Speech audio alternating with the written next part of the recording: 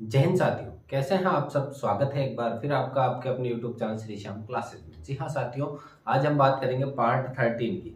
जो हम विज्ञान के 800 प्रश्नों का भंडारा लेकर आ रहे हैं, उसके पार्ट 13 की अपन बात करेंगे। 25-25 प्रश्नों का अपना पार्ट होता है, तो 25 प्रश्नों का पार्ट है अपने। तो हर एक पार्ट में कितने प्रश्न होंगे आपके? 25%। तो आज अपन बात करेंगे प्रश्न संख्या 301 से लेकर के 325 तक के प्रश्नों की अपन बात करने वाले हैं। तो ये जो जितने भी प्रश्न है वो रसायन विज्ञान के टॉप 200 प्रश्न लेने वाले हैं अपन। 100 प्रश्न अपन कर चुके हैं। बायोलॉजी के अपन 200 प्रश्न अपने वीडियो में करवा चुके हैं। और ये जितने भी प्रश्न पिछली परीक्षाओं में आए हुए हैं, इनसे बाहर एक भी प्रश्न आपको देखने को नहीं मिलेगा। ऐसी हमारी पूरी की पूरी गारंटी रहेगी। देखिएगा 800 प्रश्न ले रहे हैं अपन, कहीं पर भी आपको 800 प्रश्न देखने को नहीं मिलेंगे। और वो 800 प्रश्न है जो अलग अलग क्वालिटी के। किताबों में अगर आप देखोगे तो एक ही सवाल को 5-5 जगह दे करके लिखा गया है। वहां पर आप देखोगे अलग अलग सवाल नहीं है, कुछ एक सवाल बार बार लिए गए। अपन ने हर एक सवाल को अलग से लिया है, प्रत्येक सवाल क्या है अलग से लिया गया है। तो चलिए शुरू करते हैं आज की क्लास। अगर आप पहली बार हमारे चैनल पर विजिट हुए हैं तो चैनल को अभी से सब्सक्राइब कीजिएगा, वीडियो को लाइक करें और अपने जो दोस्त है जो आर्मी की तैयारी कर रहे हैं उनके साथ अपने वीडियो को शेयर जरूर कीजिएगा। देखिएगा पहले प्रश्न की तरफ चलते हैं अपन। पहला प्रश्न है पीएच स्केल। पी का अर्थ क्या? देखिए एक पीएच स्केल होती है इस तरह से। 7 वाला उदासीन होता है, 7 से कम पूरा का पूरा क्या कहलाएगा? अम्लीय। 7 से आगे वाला पूरा का पूरा क्या कहलाएगा? क्षारीय। 7 से 14 के मध्य क्षारीय और 0 से 7 के मध्य क्या कहलाता है? अम्ल। इस पीएच स्केल की खोज किसने करी थी? खोज के बारे में पूछा आपसे तो खोज किसने करी है? सोरेनसन ने। अपने पिछले वीडियो में अपने खोज का लिया है। सोरेनसन ने खोज करी थी। कब करी थी? 1909 के अंदर इसकी खोज करी थी। खोज के बाद में है इसमें पी का मतलब क्या? एच का मतलब होता है हाइड्रोजन। एच का मतलब क्या होगा? हाइड्रोजन। तो इसमें पी का मतलब पूछा, पी का मतलब क्या है? न्यूनतम शक्ति, अम्लीय या क्षारीय। देखिएगा पी का मतलब होता है पोटेंज। क्या लिखते हैं? पोटेंज। और इसको शक्ति का सूचक कहा जाता है। किसका? शक्ति का, पावर का सूचक कहा जाता है। तो पी का मतलब क्या हो जाएगा? यहाँ पर पावर हो जाएगा।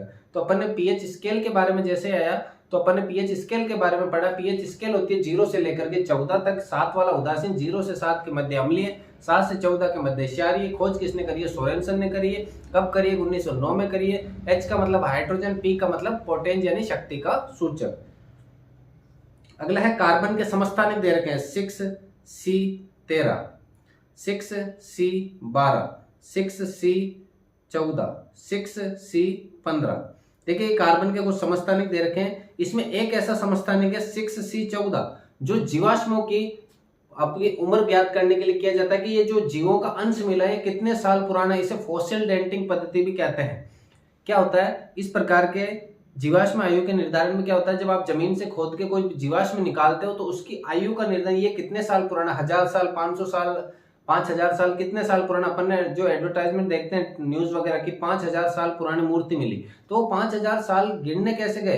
तो वो कार्बन 14 पद्धति है। कार्बन क्या बोलते हैं उसको? कार्बन 14। कार्बन क्या बोलते हैं? कार्बन 14 पद्धति है जिसके द्वारा ये पता किया जाता है। यानी C614 जो एक कार्बन का है समस्थानिक, उसके द्वारा जीवाश्मों की आयु का निर्धारण किया जाता है। नेक्स्ट प्रश्न है कार्बन की संयोजकता कितनी होती है? कार्बन के प्रतीक चिन्ह पूछा C। कार्बन आवर्त सारणी में कितने नंबर पर आता है? कितने पर आएगा आपके? 6 नंबर पे। तो इसके जो पहले है, पहले में कितने भर दिया आपने? 2।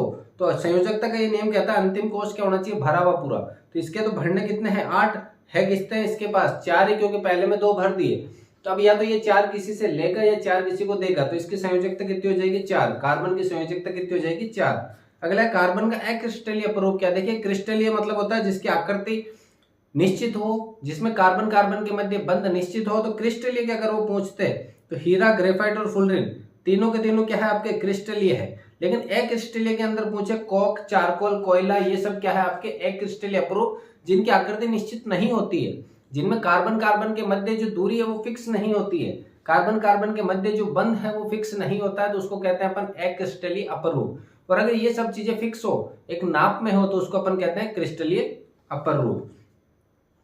अगला सवाल है हीरे की आकृति कैसी होती है? देखिएगा हीरा इस प्रकार से रहता है, C, उसके ऊपर C, यहाँ पर C, यहाँ पर C, और एक डॉट डॉट बना हुआ C रहेगा यहाँ पर। तो इसको इस तरह से मिला दिया जाता है।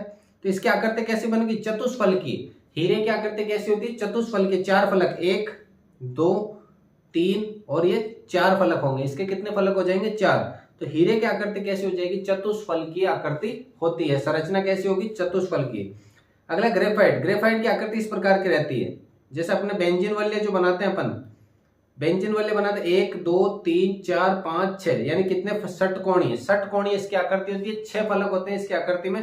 प्रत्येक फलक के बीच में जो कार्बन होता है वो मुफ्त इलेक्ट्रॉन अवस्था में होता है। ये जो कार्बन है ये स्वतंत्र है, ये जो इलेक्ट्रॉन है ना ये क्या है, स्वतंत्र है। तो ये इलेक्ट्रॉन किसी और से क्या करेगा, इलेक्ट्रॉन ग्रहण करेगा, उसके साथ जुड़ जाएगा। तो वहां से अपन इसीलिए कहा जाता है कि ग्रेफाइट क्या विद्युत का चालक है, क्योंकि जहां पर जगह है वहां पर इलेक्ट्रॉन जुड़ेंगे। इलेक्ट्रॉन आकर के कहां से जुड़ेंगे, विद्युत से आकर के जुड़ेंगे, तो वहां पर कहा जाता है कि ग्रेफाइट विद्युत का चालक है। अगला, कार्बन का शुद्धतम रूप कौन है, शुद्धतम सबसे शुद्ध रूप कौन सा है कार्बन का, तो कार्बन का सबसे शुद्ध रूप कौन कहलाएगा, आपके हीरा। प्रकृति का ही सबसे शुद्ध रूप कहलाता है हीरा। कार्बन का सबसे शुद्ध अपर रूप कौन हो जाएगा, हीरा हो जाएगा।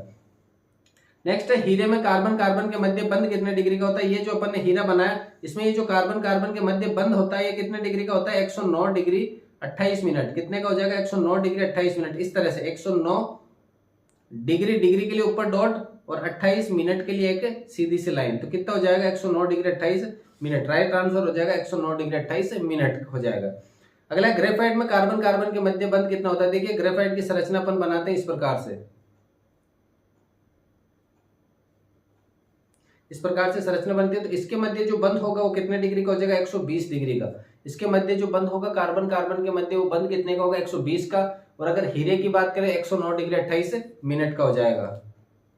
नेक्स्ट प्रश्न अपने, ग्रेफाइट विद्युत का क्या होता है। अभी अपन ऊपर बात करें ग्रेफाइट विद्युत का क्या रहेगा, विद्युत का करंट आएगा, क्योंकि ग्रेफाइट में क्या इलेक्ट्रॉन मुफ्त अवस्था में होते हैं। वो इलेक्ट्रॉन कहां से, बिजली के जो इलेक्ट्रॉन वहां से अपने एक दूसरे को आकर्षित करेंगे और वहां से बिजली उसमें उत्पन्न हो सकती है। इसलिए ग्रेफाइट को क्या कहा जाता है, विद्युत का चालक कहा जाता है।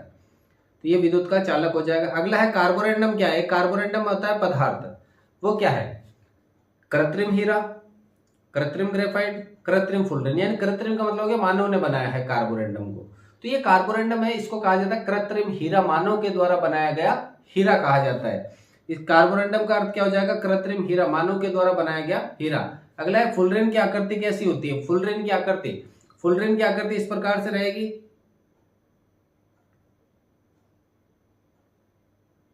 यानी एक फुटबॉल के नुमा रहेगी। उसमें पंचकोणीय रहेंगे, कुछ षटकोणीय रहेंगे। इस प्रकार से मिलकर के एक कैसे आकृति बना लेगी, फुटबॉल के नुमा।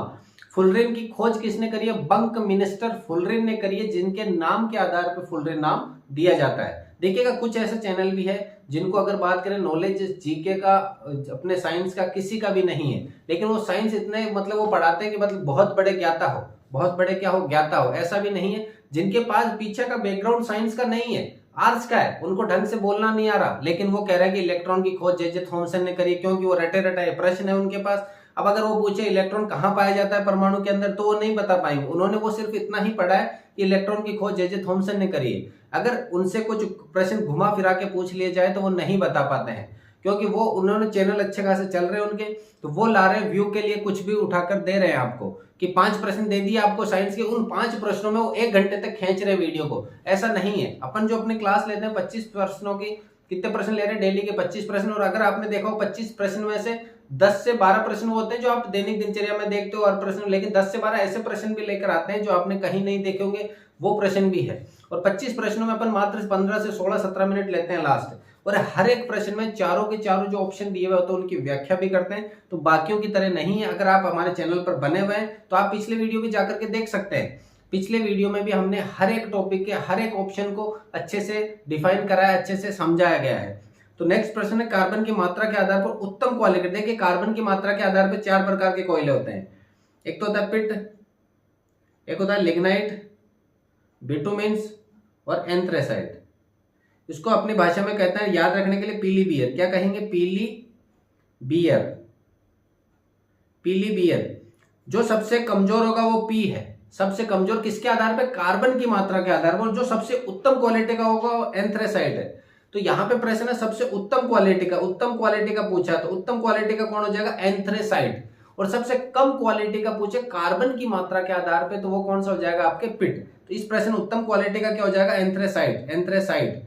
और कार्बन की मात्रा के आधार पर निम्न क्वालिटी का पूछे तो कौन हो जाएगा, पिट। देखिएगा पीली बियर, जो निम्न क्वालिटी से शुरू करें, बियर निम्न क्वालिटी में आती है, तो पीली बियर, पी सबसे कम क्वालिटी का, बी उससे अच्छा, बिटुमेन्स उससे अच्छा, और लिग्नाइट जो सबसे लास्ट में, एंथ्रेसाइट वो क्या रहेगा, सबसे अच्छा। अगला भूरा कोयला कौन है, भूरा कोयला जो आपके राजस्थान में सर्वाधिक पाया जाता है भूरा कोयला। भूरा कोयला होता है आपके लिग्नाइट। लिग्नाइट राजस्थान में सर्वाधिक पाया जाता है। और बिटुमिन्स जो है वो भारत में सर्वाधिक पाया जाता है। इसे घरेलू कोयला भी कहा जाता है। देखिएगा, अपन ने कार्बन के अपरूप में आज चल रहे हैं। कार्बन के अपरूप से प्रश्न बनाए, हीरा ग्रेफाइट फुलरिन के बनाए। वहां के बाद में अपन कार्बन के जो अक्रिस्टलीय अपरूप है, आपके ये जो कोयला है उसके प्रश्न बनाए। अपन को पता है कि भाई कोयले, कोक, चारकोल वगैरह के इनके प्रश्न इतने नहीं है, लेकिन कोयले के प्रश्न बन सकते हैं, तो उनके प्रश्न अपन ने लिए हैं। अगला, विषैली गैस कौन सी है?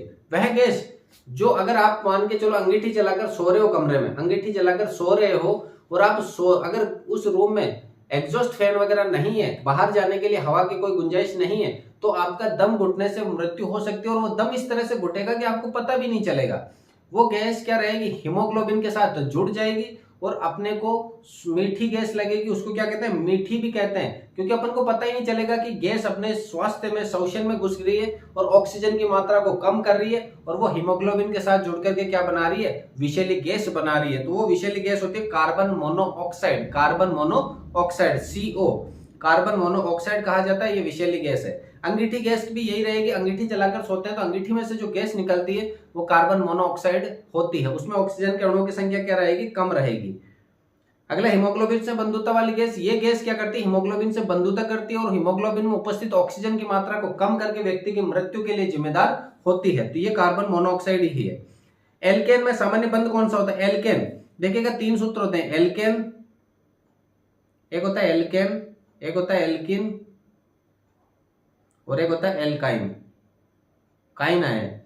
काइन में होता है ट्रिपल बंध, एल्कीन में डबल बॉन्ड और एल्केन में सिंगल बॉन्ड। सामान्य सूत्र की बात करें, देखिएगा सबसे पहले सबका CnH2n, CnH2n और इसका भी CnH2n। अब जो कक्षा में फर्स्ट आया, ये फर्स्ट आया, तो इसको प्लस के रूप में 2 के रूप में इनाम में दे दिया, यानी प्लस के 2 लगा दिया अपन ने, CnH2n+2। और जो बीच में है उसको कुछ भी नहीं दिया, और जो लास्ट में है उससे अपन ने 2 वापस माइनस कर दिया, तो इसका क्या हो जाएगा? -2, CnH2n-2। एल्काइन का क्या हो जाएगा? CnH2n-2। जबकि जो सबसे पहले है उसमें प्लस कर दिए, बीच वाले में कुछ भी नहीं करा, जो लास्ट में उसमें अपन ने क्या कर दिया? -2 कर दिए। तो एल्केन में सामान्य बंध कैसा हो गया? एकल बंध। एल्केन, एन, इन, आइन, इनके अनुलग्न होते हैं। इसमें क्या बंद हो जाएगा? एल्केन में सामान्य बंध कैसा होगा? Single bond. एल्केन का सामान्य जो सबसे पहले उसको अपन क्या करते हैं? 2 रुपए का चार्ज दे देते हैं, क्योंकि वो सबसे पहले आया क्लास में फर्स्ट पोजीशन पे। तो CnH2n+2 दे दिए। अब N का मतलब होता है आप कितने भी कार्बन रखो। जैसे मैंने यहाँ पे कार्बन रखा 1, तो C1H2 इंटू 1+2, तो 2 इंटू 1 कितना हो गया? 2, 2+2 कितना हो गया? 4। तो ये बनेगा CH4। इसको कहते हैं अपन मैथेन। क्या कहते हैं? मैथेन।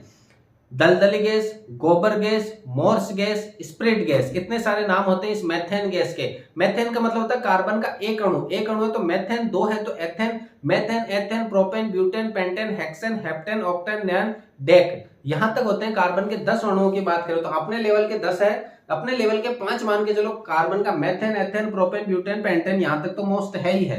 कार्बन के एक अणु हो तो उसको कहते हैं पूर्व लगन लगता है मेथ, और अगर वो सिंगल बॉन्ड है तो एन, मेथेन। अगर वो डबल बॉन्ड है तो मैथीन, ट्रिपल बॉन्ड है तो मैथाइन। इस प्रकार से इनके क्या बनते हैं? सामान्य नामकरण होता है। और ये नामकरण होता है IUPAC पद्धति के द्वारा। International union pure applied chemistry एक संघ है अंतरराष्ट्रीय, उसके द्वारा इन पदार्थों का क्या दिया जाता है? नामकरण होता है। जैसे कहते हैं ना 2 क्लोरोप्रोपेन, तो 2 क्लोरोप्रोपेन, वो क्लोरो क्या है? उसके जुड़ा हुआ है, Cl जुड़ा हुआ है, और प्रोपेन का मतलब हो गया उसमें कितने कार्बन है? 3 कार्बन की संख्या है।